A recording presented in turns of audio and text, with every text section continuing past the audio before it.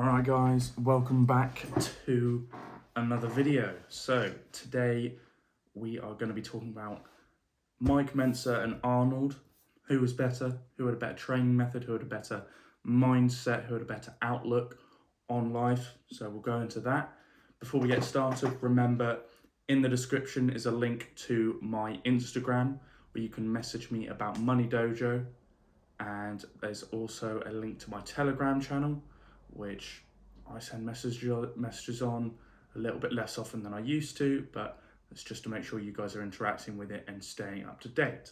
Now, back to the video. Mike Mentzer versus Arnold. This is a bit of an argument for me, for myself really, because I used to love Arnold. I still think he's alright, but I kind of grew up watching his movies. You get like Terminator and that sort of thing. My dad watched it when he was younger, and he kind of brought me up watching those same films. And I loved them. Like Predator, you got Terminator. There's some really great movies with Arnie in, and like Rambo and that sort of thing. That's Sylvester Stallone. It's obviously not Arnold, but the point is, I loved those movies growing up. It was kind of like superhero, soldier, that sort of thing, and it was a bit upsetting when I did a bit more research into Arnold and his bodybuilding career to learn that yes, he was a great bodybuilder, yes, he had a great physique, and he was like one of, if not the best of the time. And it's just, I think it's quite difficult. It was quite difficult for me to find out that he was in with the judges. He was best friends with all the judging panel, with everyone that was involved with the Mr. Olympia and all the other shows. It's a very political sport, and he basically ran it politically. He had connections with everyone, and that's what led to him winning so many times. That's what led to him also having a great physique, but that's being in such a great position politically and socially allowed him to also dominate the game. It wasn't just about his physique. He turned it into more of a popularity contest as well as showing off his physique. Now, great bodybuilder, and he's done amazing things with his whole life, so I do like what he stood for.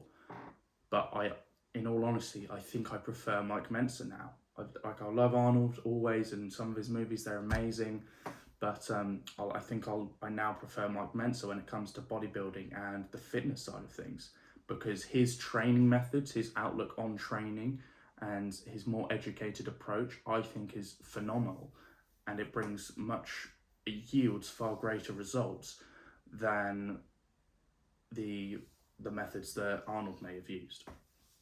So I do agree with the fact that with Mike Mentzer's methods, it's for a more seasoned athlete, someone who has been training for a year, 2 years, and can now up their intensity and train differently, because you have to have some sort of a base. So train for the first year and a half, 2 years, like how Arnold does, or how Ronnie Coleman does, or just kind of very simply, you're doing like a volume approach, 4 sets each exercise, and you're building that foundation of a physique, and then you go on to use Mike Mentzer's methods later down the line.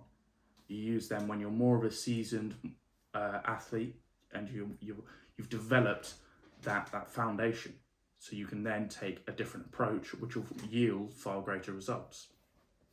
And that's what I did. I started off with the high volume as well as high intensity approach, just doing tons and tons of volume, and then I moved on to last 6 months doing high intensity, so low volume and 1 or 2 sets per exercise sort of thing. And that's what's yielded me great results. And the reason that I think that Mike beats Arnold in the situation with training methods is Mike was a lot more educated. He had a lot more information, and he did a lot more research contributing to his training methods. And that's what made me more interested in him, because he was so devoted to understanding how his training methods work, and he wanted to understand it better and know why it worked so well. So he was constantly doing more research. He was constantly training people, trialing and doing different things to figure out what was the best method for that person. And he understood that there's no training regime that works for just one person, because everyone has different genetics and everyone's muscles may grow at different rates. So let's say my shoulders may grow faster than my legs, so I might need to train my legs more, or my biceps grow faster than my triceps, so I don't need to train my triceps as much. It's all about adapting that training program to find what works for you and then implement it. And Mike understood that. So he promoted this: you've got to take the approach of understanding what works for you, but also training at a high intensity, which provides the best results. Whereas Arnold's approach was just go as heavy as possible, get as many reps as possible, which is very simple. And he was like, just try it. And I don't know how I feel about it, because it's great for us starting out, someone who's starting out, trying to get them into the gym, trying to get them used to the process of training hard and training often and training for a set amount of time. But coming into when you've taken those few years in your training, you're coming up on your 4th, 5th year, you should be looking to find different methods, alternatives that provide you with better results. So another thing I prefer about Mike Mentzer is he was much more intellectual. He was constantly seeking out new ways to challenge himself mentally. He was constantly trying to become smarter, advance his knowledge in the areas he was specialised in. And he was researching all of his training, he was doing his own experiments and studies, and he was very, very interested in what he wanted to do. And he promoted not just being advanced in the physical realm, not just being having a good physique, being strong, being healthy, but he also promotes being smart and developing yourself mentally as much as possible, and identifying your goals clearly. If you listen to a lot of his videos and recordings of him training people and him explaining his training methods and how to go about training and what you should want out of training, then you can get a fair grasp about how he explains it, and it's very understandable. He makes sure that you have a very clear goal and you outline it precisely so that you know what you want, and subconsciously you're going to manifest that to a degree, but you've also got to consciously put in the work. But having that goal clearly outlined is the most important thing, because that is what is going to push you to success. Now, I do like Arnold. No hate at all on Arnold, because he's changed the whole industry of bodybuilding. He changed everything to do with the sport, and he was amazing. But I don't know how I feel about him against Mike Mentzer. And I believe I can't remember which year it was. There was one where they went against each other and Arnold won when Mike should have. But end of the day, it's all in the past. But I'm really keen on each of their different training styles, how they both implemented. They both got very good mindsets, but they're both quite different. So if you can understand both, take the best from both worlds, take the best from Mike's, take the best from Arnold's, then you're going to be the best version of each of them.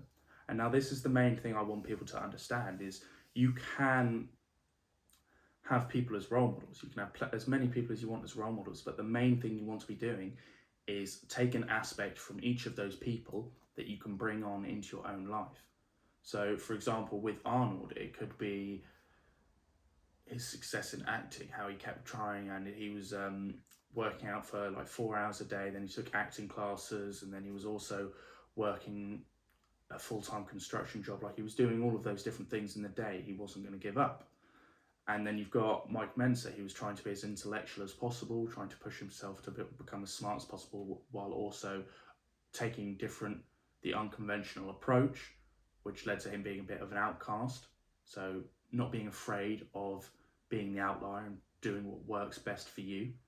And then you've got people like Tate, you've got people like E-Man, you've got those people. They're more, an aspect you could take from them is hard working, dedication, ability to configure your thoughts into words, and the ability to sell and market your product as the solution to their problem. So there are tons of different aspects of tons of different people. If you can find someone who specializes in one area, who you like, who you think, okay, they're amazing at this one thing, or they're amazing across the board, but this one thing really stands out to them. You take that one thing, you try and implement it. And you do that the same from tons of other people. You can learn from tons of other people, take these puzzle pieces, and eventually you make your own puzzle for yourself. You've got the thoughts of this you've got the mindset of this person, you've got the training methods of this person, you've got this of this person, and you're bringing in all of these great methods, and then you become your own version of each of those. You take your own twist on it, and you become your own person, which has the benefits of all of those other great people. So that's the importance of understanding these role models and making sure you're making the most of the information that's available. So I'll see you in the next video, guys. Hope you enjoyed this video. So we'll see you in the next one.